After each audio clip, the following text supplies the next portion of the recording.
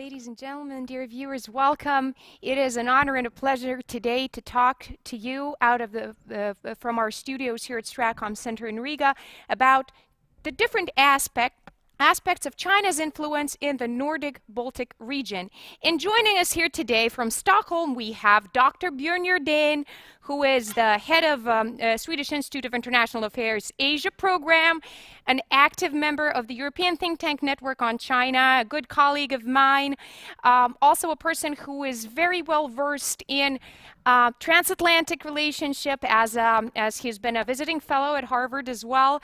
So, Björn, first of all, welcome. It's great having you join us today.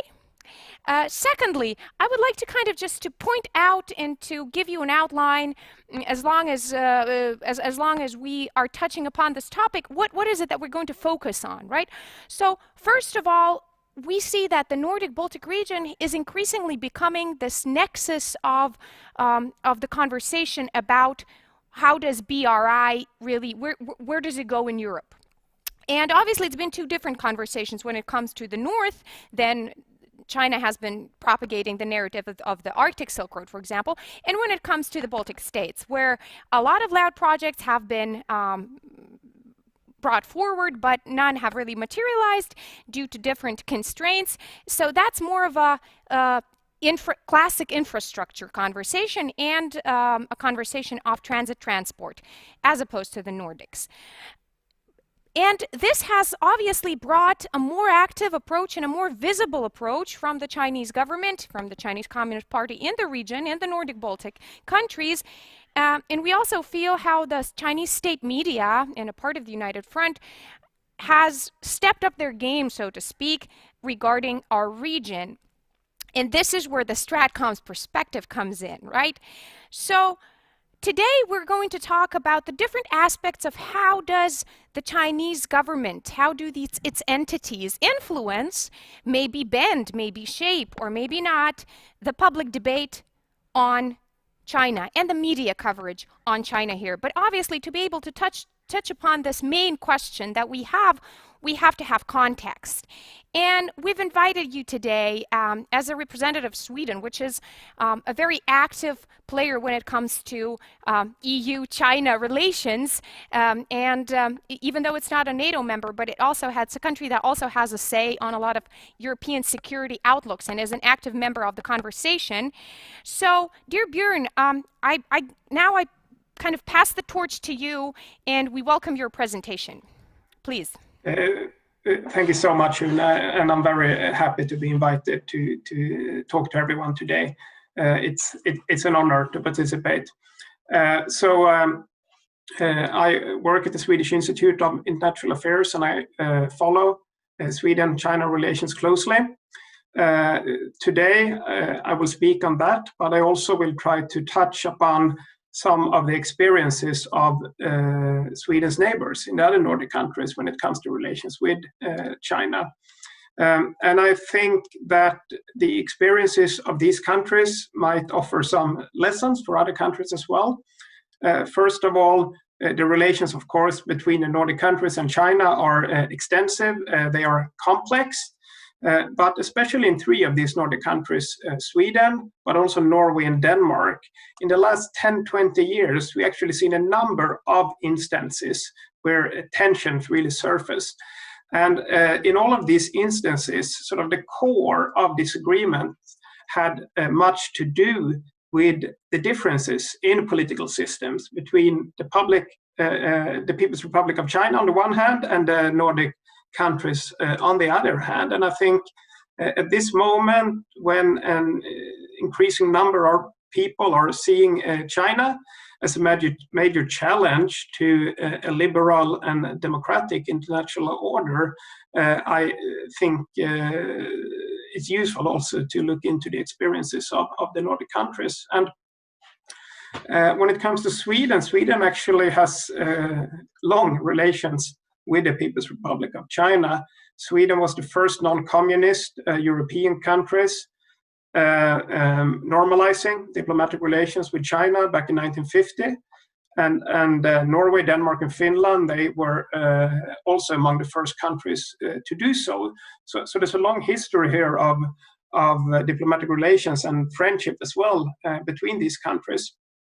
And at the moment, relations between Sweden and China have encountered some problems for the last couple of years. And I would say today Sweden belongs to one of the countries in Europe having the most problems in their relations with China. But this didn't used to be the case. Sweden-China relations used to be quite stable for many years. And in the last decades, actually, Sweden's neighbors, Denmark and Norway, experienced some more tensions in their relations with China. If we talk about Denmark first, in 1989, after the massacre in Beijing on the Tiananmen Square, Denmark was very active in leading a campaign of international criticism toward the government in Beijing. The Danish government terminated loans, and Denmark was also one of the last Western countries to normalize relations with China in the coming years. So at that time, also human rights really became a big topic in Danish discussions on China policy. And Denmark also launched a bilateral human rights dialogue as an integral part of its relationship with China. And in 1997, China also sponsored a resolution critical of China's human rights record in the United Nations Commissions on Human Rights, which also led to a strong reaction from China. So for many years, human rights was really something at the center of Denmark's relationship with China.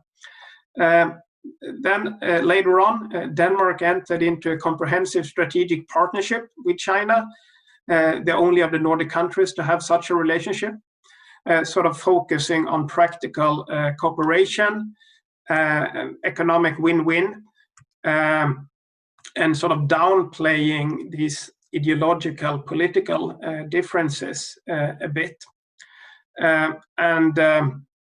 The foreign ministers of Denmark and China, for example, 5 years ago, they wrote an op-ed together presenting the Denmark-China relationship as a model for the other Nordic countries and other Western countries when it comes to conducting relations with China. But this was not the end of sort of these value-based disagreements between Denmark and China. In 2009, the new Danish Prime Minister met with the Dalai Lama in Denmark. This is something that the government in Beijing always opposes when foreign leaders meet with the Dalai Lama. So this actually led to a short freeze of diplomatic relations. And the Danish government, they published a note where they sort of recognized China's position and made clear that they would take China's concerns into consideration when it comes to China's key interests, including meeting with the Dalai Lama and other Tibetan political leaders. So after that, we have seen quite stable relations between Denmark and China. China's president Hu Jintao, the predecessor of Xi Jinping, visited Denmark in 2012. The Danish Queen visited China as well. So we sort of saw a couple of decades where these political issues were at the center of the relationship, and then they were sort of downplayed a bit. But I will return to the Danish case later, because sort of these concerns also resurfaced later on. And when it comes to Norway, also already back in 1989, the Norwegian Nobel Committee, which is not part of the Norwegian government, it's an independent committee that awards the Nobel Peace Prize, awarded the prize to the Dalai Lama as well. And that was in 1989. And at that time, of course, sanctions were implemented against China as a response to the Tiananmen massacre, but still we saw a very forceful Chinese reaction at that time in 1989, criticizing the decision of the Nobel Committee to give the prize to the Dalai Lama, and also criticizing the support given to these decisions from the Norwegian government. And then all the way from 1989 and in the coming decades, representatives from the Chinese government warned the Norwegian counterparts to make sure that the Nobel Committee wouldn't give the prize to a person that the Chinese government doesn't like. But then in 2010, that is a little more than 20 years later, the Norwegian Nobel Committee announced that a Chinese dissident, Liu Xiaobo, would be awarded the prize. And that led to an even stronger Chinese reaction, directed not only against the Norwegian Nobel Committee, but also against the Norwegian government for attending the prize ceremony, for showing support for the committee's decision. So after that, China more or less froze all political relations for around 6 years with Norway until 2016, when Norway also officially made clear that it would consider China's key interests. And that was interpreted by some as sort of kowtowing to the Chinese, whereas others in Norway saw it as a necessary political compromise to normalize political relations. And after that, the relations between Norway and China have been quite stable. But then a couple of years ago, or a few years ago, the third Nordic country, Sweden, started to experience problems in the relationship with China. And it started 5 years ago when a naturalized Chinese-born Swedish citizen named Gui Minhai first was kidnapped from his holiday home in Thailand, brought to China, where he has since been detained. And he was sentenced to a 10 years prison sentence earlier this year. And the Swedish government has all along demanded his release, respecting his consular rights, respecting his rights to have contact with his family, and so on. But the Chinese authorities have not met these demands. So initially, this issue didn't really receive that much attention in Sweden for the first couple of years. But then in 2018, Gui Minhai had been released from prison. He was under some kind of house arrest. And then when he was traveling on a train from his hometown to Beijing to meet with a Swedish doctor, and he was accompanied by 2 Swedish diplomats, Chinese security personnel entered the train and detained him again.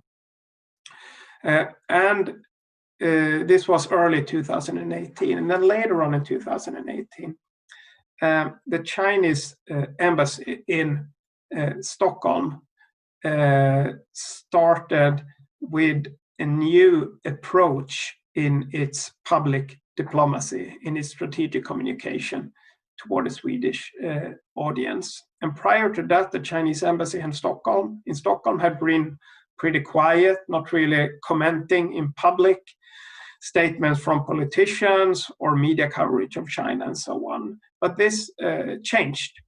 And since then, the Chinese embassy has published dozens and dozens of statements criticizing specific media articles on China, criticizing individual politicians, government agencies, researchers, human rights activists, and so on, for making statements that they described as biased, not true, and motivated by an anti-China bias.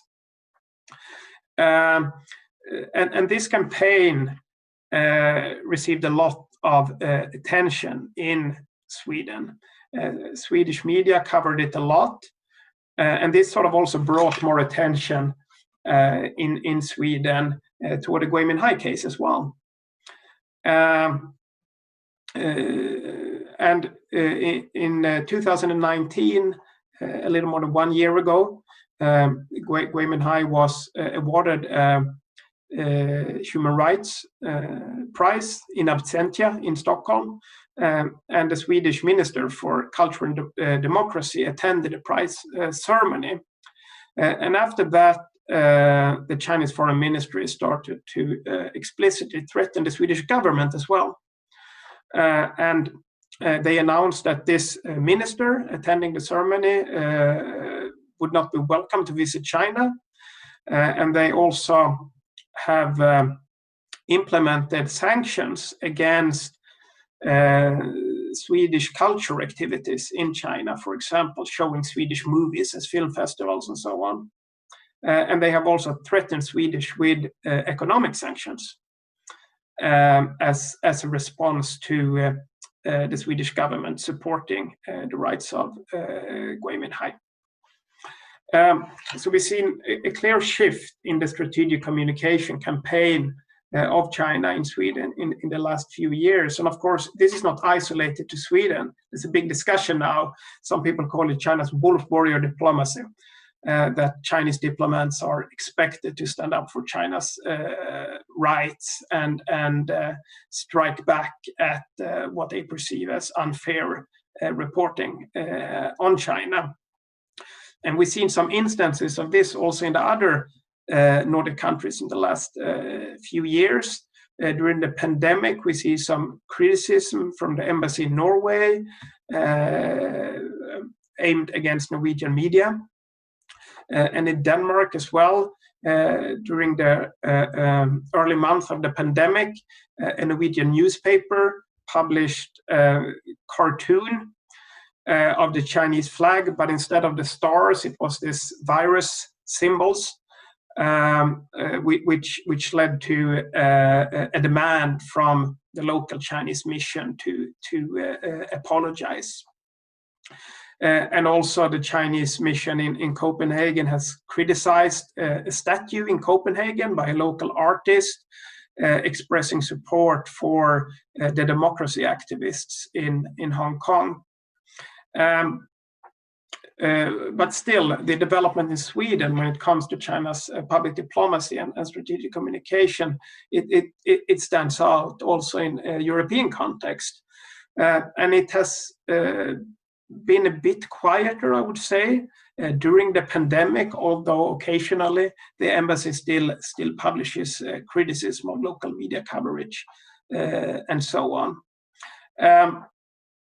So I would say that in Sweden, this campaign has increased sentiments critical of the Chinese government. And we have evidence from a number of opinion polls, both from the Pew Research Center, but also from a European consortium under the leadership of the Palacký University in the Czech Republic, recently showing that Swedish views on China are the most critical in Europe, and also that we have seen a big change in the last 2 years, where Swedish views have become much more negative. And this public diplomacy campaign of China, it started exactly a little more than 2 years ago. So based on this and also other evidence, we can assume that this campaign as such has contributed to a more negative public opinion of China in Sweden. But also in Denmark, even though the two countries have a comprehensive strategic partnership, we have seen a shift in the public discussion of China. And I mentioned these episodes a couple of minutes ago during the pandemic, but also prior to that, Danish media have reported a number of instances in which representatives from China has attempted to interfere with the exercise of free expression in Denmark in various ways in order to counter what they perceive as anti-China forces. So this sort of strategic partnership in Denmark is still in place, of course, but the basis of it is the trust in the Danish society. I would say it's a bit fragile. So to sum up a bit then, I think that these disagreements that are connected to the different political systems in China and the Nordic countries, we have seen them appear over the last 30 years at the various times. But in the last few years, they seem to be more pronounced. We have seen evidence in Sweden and Denmark as well of a more negative public opinion of China. And also these previous instances when both the Norwegian government and the Danish government arguably, in some sense, sort of met China's demands and didn't offer any apologies in that sense, but still recognized China's interests. I'm not sure that any of the Nordic governments would be prepared to do that today. And I certainly think that the Swedish government, during the current tensions with China, is not likely to offer the same kind of assurances when it comes to respecting what China describes as its key interests in relation to these political value-based disagreements. So I think the Nordic countries, just as other parts in Europe, have been seeing a shift in how China is perceived and how relations with China should be conducted. Thank you very much, Björn. And if there's one takeaway, well, there's obviously many takeaways from your presentation, but the main takeaway would be that there's change in the air, and this change is both exemplified by how China approaches things. So if what you outlined in the early 2010s, then up to that, we felt as though really China was sensitive about the issues that it considered to be basically domestic affairs or something close to that. So these key interests, right? Whereas you demonstrated that the key interests have gradually expanded into other domains geographically. So that is a change. So, this change has brought about also the change in perception of China by other countries. For example, Sweden is launching the task force on China, right? The Swedish government. So I'm looking forward to you talking more on that. And I'm very happy to see that our audience has been quite active. And one of the questions actually has to do with change. And the question is for the Nordic-Baltic countries, these incoming changes, how should they influence our approach towards China and our relations with China and with the regime of the Communist Party of China? Well, I can say a bit about how Swedish politicians have tried to adapt policy related to China. And the Swedish government last year published what some people call a China strategy, although they don't like to call it a China strategy, but it's the most authoritative Swedish policy paper on China. And that document, first of all, makes clear that in relations with China, Swedish interest should always come first. And this might seem quite obvious, but I think the sense among some people is that perhaps in the past, we tended to overemphasize how much our interests meet. And we didn't pay enough attention to issue areas where our interests clash. So I think the idea is that we always have to be aware of our own interest, and when our interests clash, we need to take prudent measures. And this policy paper also outlines that new legislation, for example, might be necessary. And we'll be seeing developments in Sweden in the last couple of years too, when it comes to investment screening mechanism. And this debate has been very much about Chinese investments in critical sectors, also the whole 5G debate, and the participation of Chinese companies, Huawei, and so on, in the new 5G networks. And there also politicians have issued guidelines to government agencies, making clear that Swedish security interests must also be taken into consideration here. But I think the basic idea in all the Nordic countries is that China is a very important partner as well. And there are many areas when it comes to multilateral cooperation where China's active presence is necessary. And also when it comes to economic interests, education and higher research, and so on. There's also, I think, a willingness in all the Nordic countries to continue to develop relations with China. But also, as we have seen in the EU strategy on China, China is not only seen as a partner, but also as a competitor and also a systemic rival. So I think in the Swedish case, there's always been a recognition that China presents both opportunities and challenges. But I think what has changed is that now people see a bit more challenges and a bit less opportunities, and maybe some issues such as investments in Sweden that more or less exclusively used to be seen in terms of opportunities are now also described as challenges. And policymakers are moving in order to find ways to meet these challenges. You just outlined the spectrum of, opportunities to challenges in relations of China, and our viewers are curious, how does the Arctic play into this? You said that there's some positive agenda, right, when it comes to research, probably climate change also, and how, given the environmental concerns, that's the wording of our viewer here, how do you see, is there a positive agenda in terms of the Arctic with China? Well, I think at least from a Swedish perspective, the Swedish government has welcomed Chinese participation in Arctic discussions and also concrete cooperation projects with China.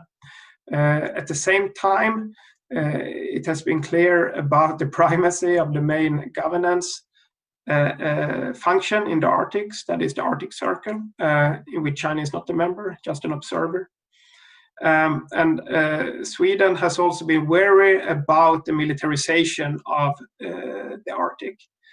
And we've seen changes here in sort of the great power dynamics during the Trump administration, where the United States has been very clear about its opposition to China getting a bigger role in the Arctic and pointing out various negative geopolitical consequences of this. So there might be differences here too between the US position on the one hand and at least some of the Nordic countries on their other hand. Absolutely. Thank you for answering that. And actually, it's interesting how our viewers are steering this conversation more and more towards Russia-China. So you also have touched upon these huge, at least larger geopolitical relationships, right, when it comes to EU, US, China. And here the question is, if we have to make a choice, who is the bigger challenge for the Nordic-Baltic region? Is it Russia or China? Right here at Stratcom, that we've also published a report on Russia-China strategic narratives of cooperation. So clear there, we understand completely that there is no direct answer. Even the confluence issue is much debated right now in our region, right? Is there any confluence? And that is the question that I would like you to touch upon. But also we have a very concrete question here, which is, what are the influence activities of the Chinese embassy, please? And here I would like to just abuse my right as a moderator today and say that, of course, we see that the diplomatic strategies are very different across Europe, right? We also mentioned it in one of our reports at ET&C. So what accounts for these differences? So that would be my second question, right? What accounts for the differences of this active, even aggressive Chinese diplomatic messaging in Sweden and a very, I would say, low-key, not outwardly, challenging approach that we see in Latvia, for example? So close and yet so far. Yeah, no, that's a very good question, because indeed we see significant differences between how China is communicating toward different European publics. And I think there might be a number of factors here that play in.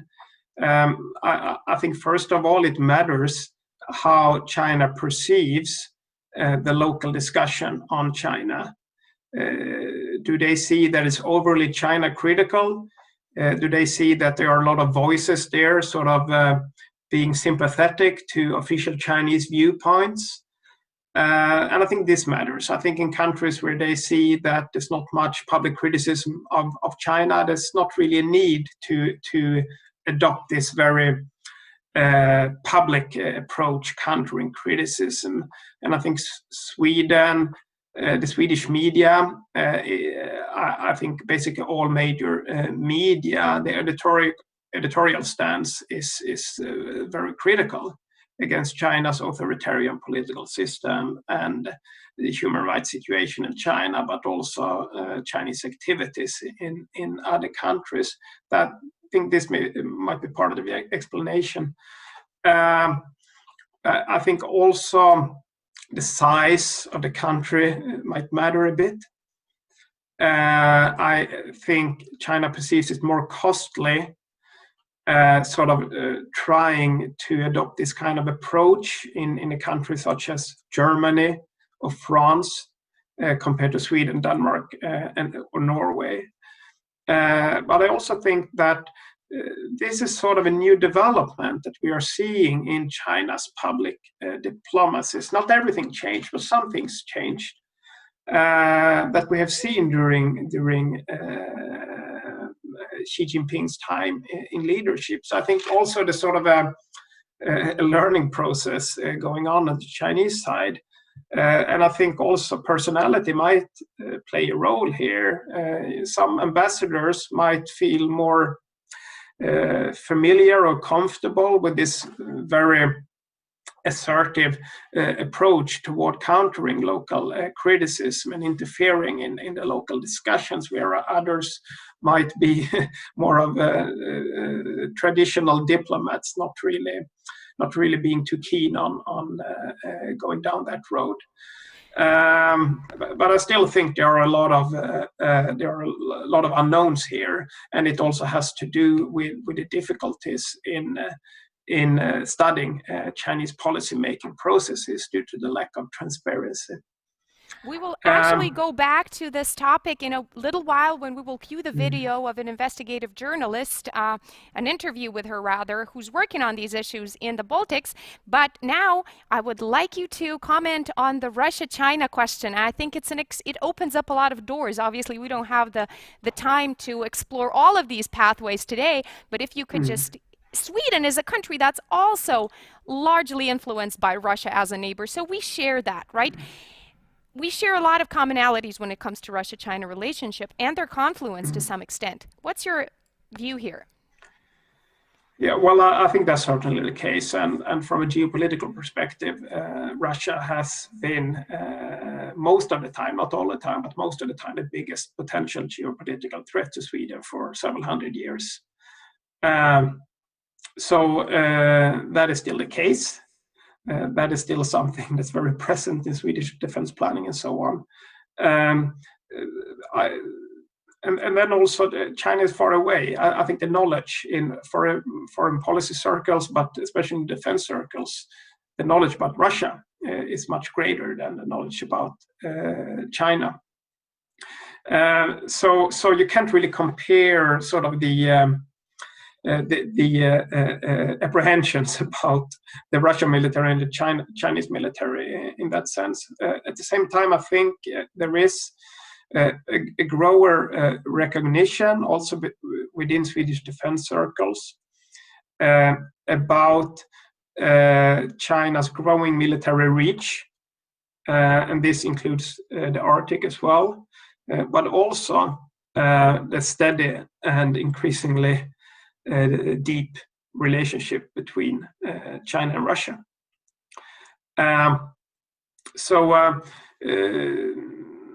If we listen to what representatives of the Trump administration say, Europeans have a problem not seeing China as the greatest military threat, but focusing too much on Russia there. But I think from a Swedish perspective, it's not an either-or issue. I think there's a realization that the policies of both these countries represent threats. For Swedish purposes, the threats are somewhat different. But there's a need to take both these major powers into account. Thank you very much. And now let's cue the video. So we have our colleague, a researcher at the Stratcom Center here, commenting on Chinese possible influence in the media. Please.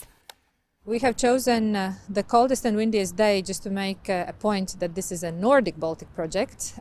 But in seriousness, what this project has been doing for the past 3 years is looking at foreign influence in the Nordic-Baltic region. And so far we have been focusing on Russia's interests and influence in the region and in separate countries specifically. And now we are going to look at other actors and namely at China. China, of course, has much less historical connection with our region, and also there is no real geographic proximity.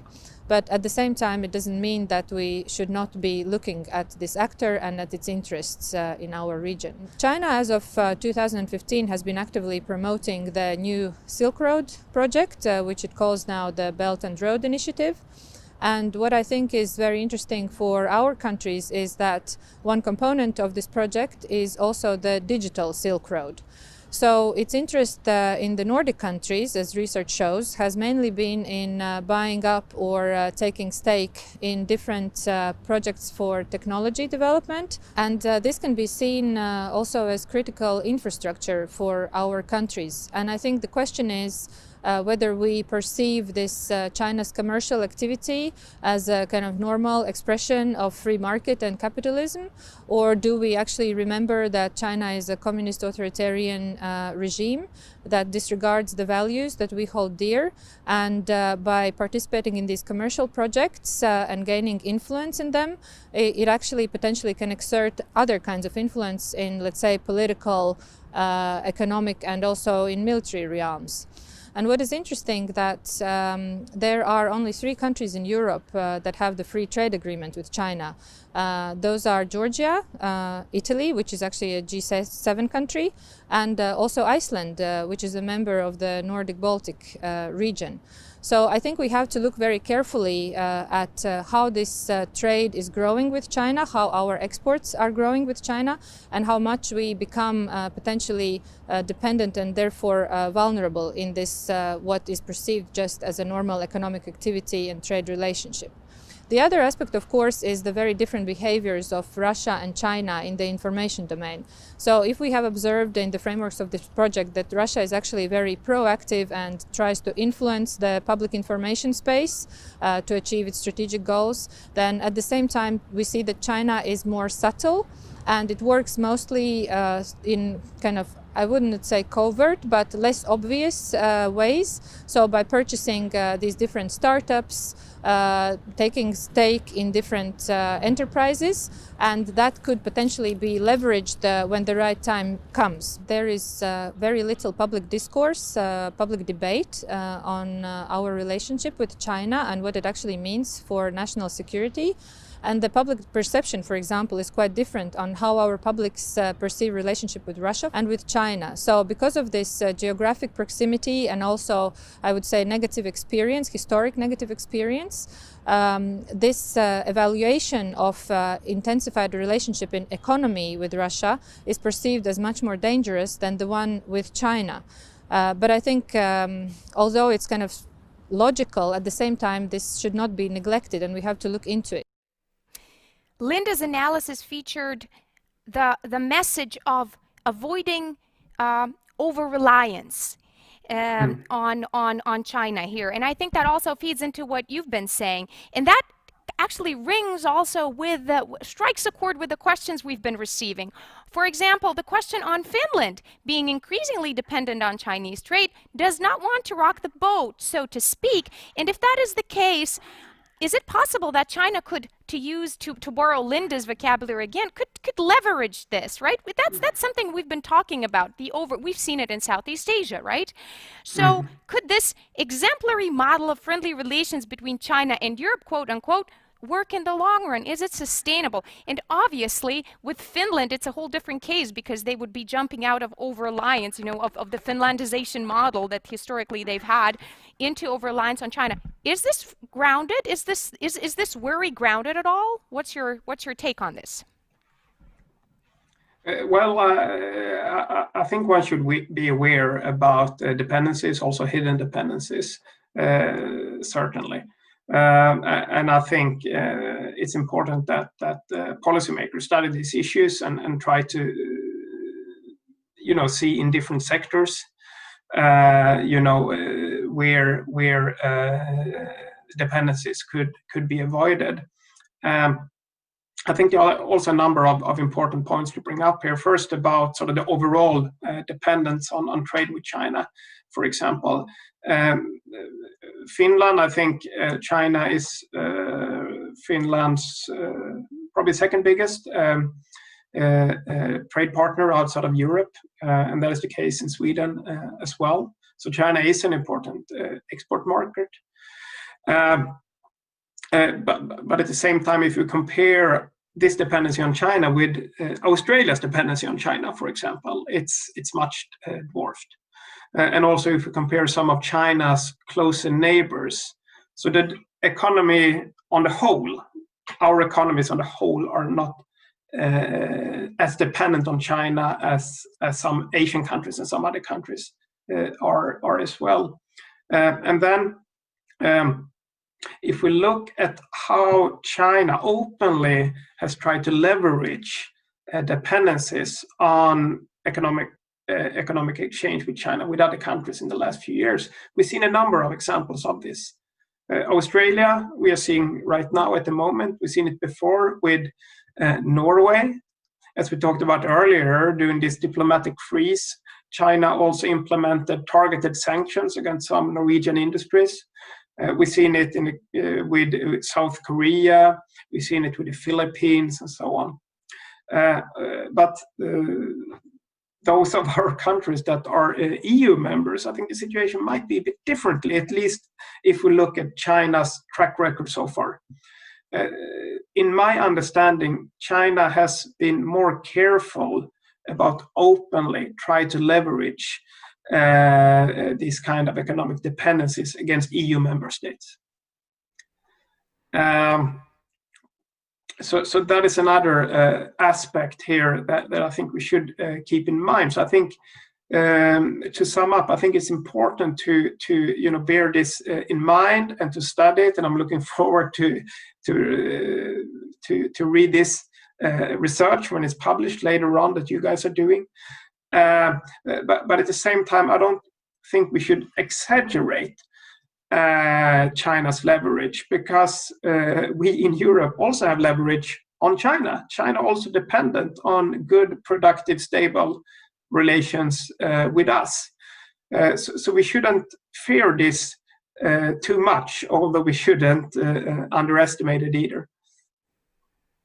Thank you. And just for a small technical remark, ladies and gentlemen, I would like to apologize for just misnaming my colleague. We had the interview that we just saw was by Elina Lange Jonatamishvili, who is the NATO Strategic Communications Center of Excellence senior expert.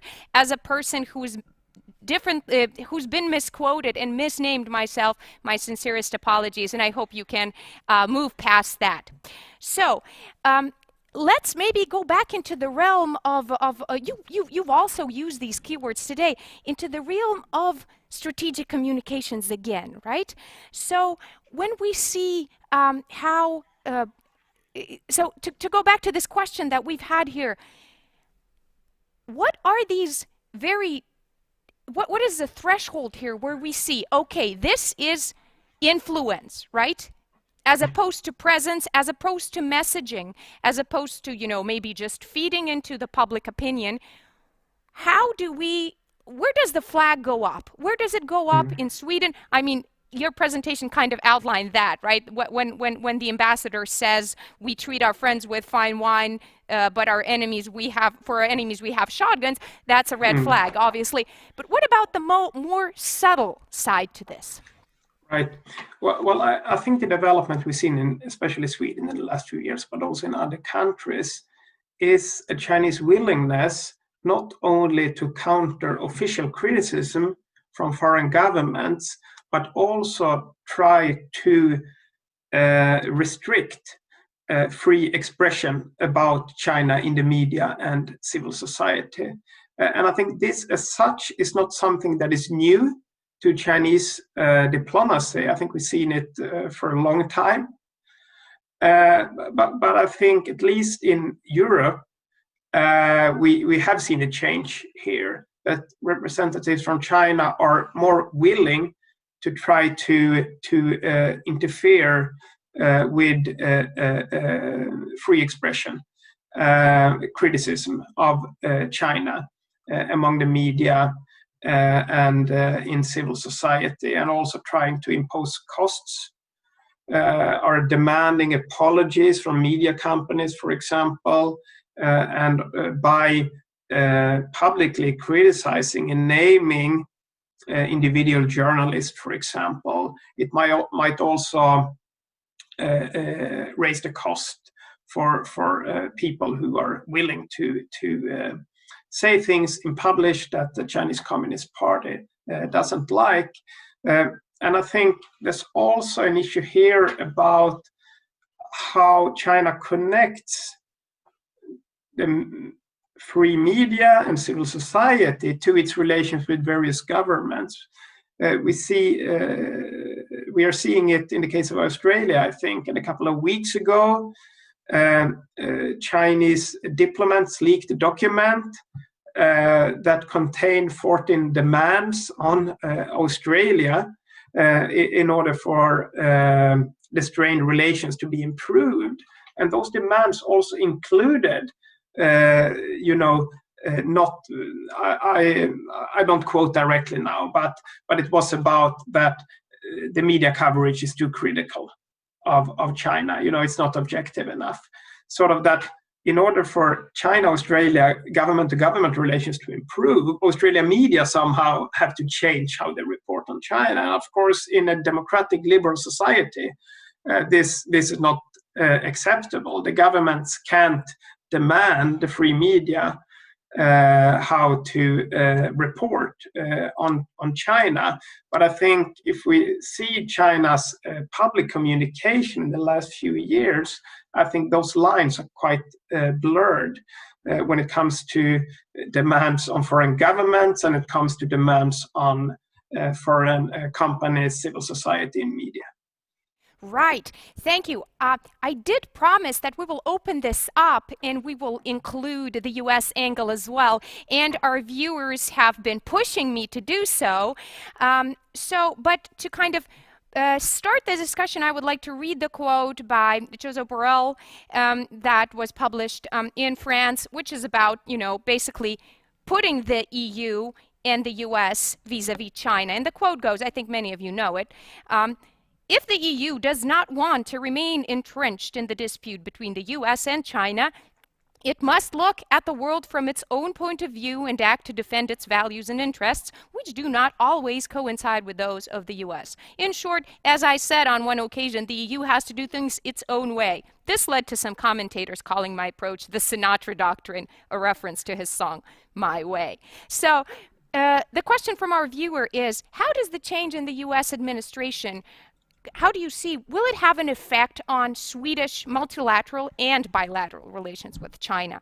Whereas my question, to bring it back to the Baltic shores, to our Baltic shores, excuse me, is that where does this Europe Sinatra doctrine, where does it really leave the extremely transatlantically dependent and reliant Baltic countries? To you. Well, those are very good questions. And I think from a Swedish perspective, Sweden has been somewhat skeptical toward this term, strategic autonomy or my way, whatever you want to call it, compared to some other countries. Sweden is not a NATO member. At the same time, Sweden has very close ties to NATO, and Sweden also have very close bilateral defense ties to the United States. And during the Trump administration, the Swedish government has been clear about its criticism against the approach by the United States toward multilateral cooperation. At the same time, this didn't really affect, I would say, sort of the core Swedish interest in maintaining a very close relationship with the US when it comes to security matters. And also the Swedish China policy paper that came out last year also wrote that the consequences of China's growing geopolitical role is something that also should be discussed in a transatlantic context. So I think Sweden is open and welcome exchange with the United States when it comes to China. And we are seeing those steps being taken right now, and it remains to be seen exactly how the EU and the new Biden administration will develop that. But given that, we can assume that the Biden administration's general view when it comes to the US role in the world and its engagement in global governance more resembles Swedish interest than did the approach of the Trump administration. I think there's an opening here also for greater coordination when it comes to matters related to China. Thank you. Now, short and sharp, a viewer has put his question this way. Will Nordic-Baltic countries close Confucius Institutes in the near future? Excellent question. Yeah, that's a very good question. And in the Swedish case, it's quite easy to answer. No, they won't, because they closed them all already. So Sweden, to my knowledge, is the first country that closed all the Confucius Institutes. And actually, the first Confucius Institute in Europe was located at Stockholm University, my alma mater, which has a long history in sinology. And this opened in 2005, but it was closed a bit more than 10 years after that. So if we move back to sort of the recent development between Sweden and China, relations start to turn worse in the last couple of years. But Stockholm University closed the Confucius Institute already before that. And already before the Trump administration started to challenge the Confucius Institutes in the United States. And then after that, the other Swedish universities also followed over the next few years in closing the Confucius Institutes. So this was not connected really to those bilateral tensions between Sweden and China. I think it was more a realization that it might not be ideal to allow a foreign non-democratic state to co-run this kind of institute as the Swedish educational institution. And then we also had these Confucius classrooms, and Confucius classrooms are located at high schools. Confucius Institutes are located at universities, and they also closed down in the last few years. And those decisions have not been taken by the universities, by local municipalities that run the high schools in Sweden. And if we read that material, we can see that sort of a disappointment of the political development in China in a more authoritarian direction, as well as China's behavior against Sweden and Swedish citizens, including Gui Minhai, has been a factor in closing down these Confucius classrooms. And in the other Nordic countries, there are still Confucius Institutes and Confucius classrooms existing, but we also seen some closed down in Denmark. So I think this issue started to receive more scrutiny in some Nordic countries already almost 10 years ago. And I think this development is still ongoing. And I don't know about the other Nordic countries, but at least in Sweden, I think this has been pretty uncontroversial to close it down. And I think the hope is also that this won't affect our overall relationship with China.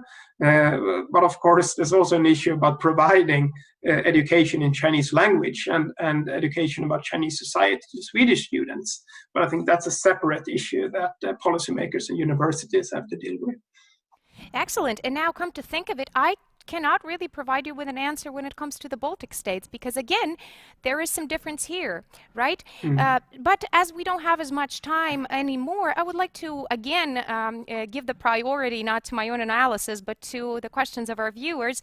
And one of them, of course, has to do with cybersecurity. Now, if we outlined a sort of imaginary or just a visual spectrum before with positive agenda and kind of a no agenda on the other side of the spectrum, then I would imagine that cyber cooperation would fall on the no side.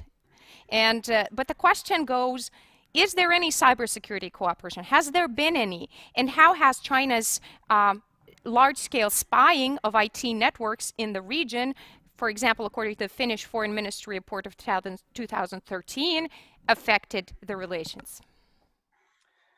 Well, I think in all the Nordic countries, and I guess in the Baltic countries as well, security services have been more explicit in pointing out Chinese cyber activities and cyber espionage in the last few years.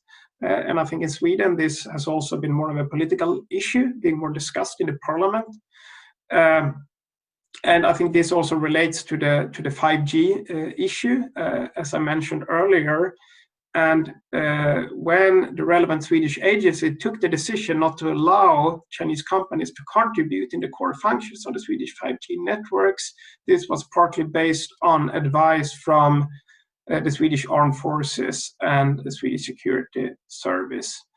And of course, those kind of concerns were part of that suggestion. And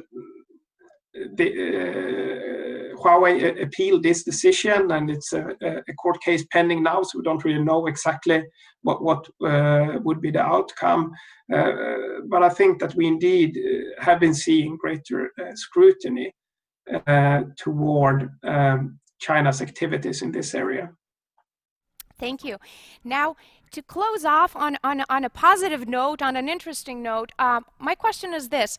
For the NB8 format, the Nordic-Baltic 8 format, that has seen, joint parliamentary visits to Beijing, for example, right? So there's some, and in recent years has moved away from just issues pertaining to our immediate vicinity to include China, right? What would be the agenda points of this format vis-a-vis China? Well, I think there's certainly room for Nordic-Baltic cooperation on these issues. And within the Nordic 5, China has been a topic for quite a few years. And there is also cooperation going on with China. Initially, it seemed China was eager to launch something resembling the 17+1 or 16+1 at that time, the 5+1. But it didn't really work out, I think, mostly due to resistance from the Nordic side. But still, within the Nordic cooperation structure, there is formats for cooperation on China and with China. And this concerns, for example, welfare solutions, green technology, and so on. So within the Nordic-Baltic context, I don't really know which issue areas would be the most relevant to focus on.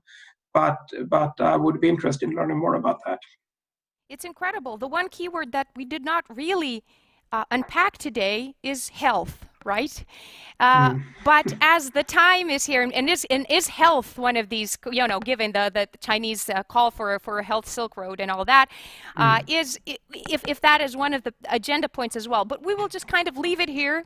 Our time is here, and let's maybe the fact that we haven't unpacked health, that's what makes this discussion special today.